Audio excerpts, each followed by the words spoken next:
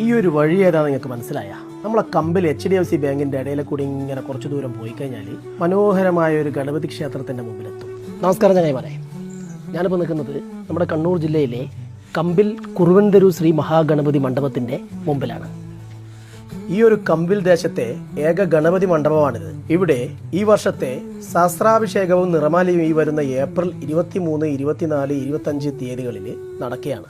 April 23-ാം തീയതി വ്യാഴാഴ്ച വൈകുന്നേരം 4 മണിക്കുള്ള കലവറ നിറയ്ക്കലോടുകൂടി ഒരു ചടങ്ങുകൾക്ക് തുടക്കമാകും. അന്നേ ദിവസം രാത്രി 7 മണിക്കും അതുപോലെ 24-ാം തീയതി രാത്രി 8 മണിക്കായിട്ട് നൃത്ത പരിപാടികളൊക്കെ ഉണ്ട്.